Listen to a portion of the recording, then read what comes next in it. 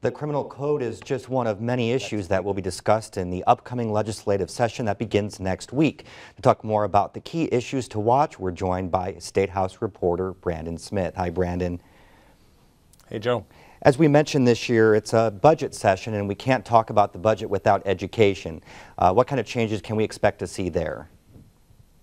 Well, one of the changes, and the one that could be the most controversial, is lawmakers looking at altering the K-12 school funding formula. Now, that's a complex measure that takes into account things such as the number of at-risk children and students in poverty. Suburban and rural school districts have been complaining for a little while now about a disparity the formula has produced. There's as much as a $4,000 difference between the highest and lowest funded schools, so lawmakers might look at trying to reduce that disparity. The thing is, any changes could mean less money for inner city schools.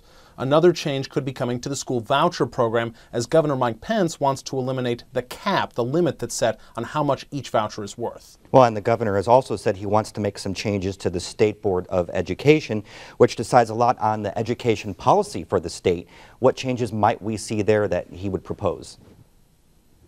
Well, he's proposing what many Democrats are calling a power grab from State Superintendent Glenda Ritz. The superintendent is the chair of the State Board of Education, but because she's a Democrat and the State Board is made up of appointees of Governor Pence, who is of course a Republican, there's been a lot of tension between them the last couple of years. So what the governor is proposing is allowing the board to elect its own chair, but that's a change the legislature would have to approve, and it would certainly be a controversial one. Another topic that's likely to be addressed is road funding. What sort of issues do you think will come up with the Indiana Department of Transportation?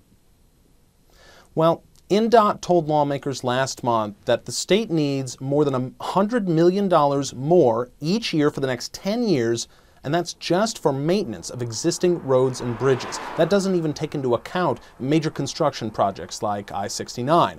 And then the funding sources for roads and transportation, things like the gas tax, well, they're starting to dwindle. Now, there is a study that's going to be produced that's supposed to answer a lot of the questions about where we're going to find money for roads in the future. But that study won't be done until after the session ends. So for right now, it seems like lawmakers are leaning towards just maintaining the status quo on road funding in the next budget and then addressing the issue in a big way after that.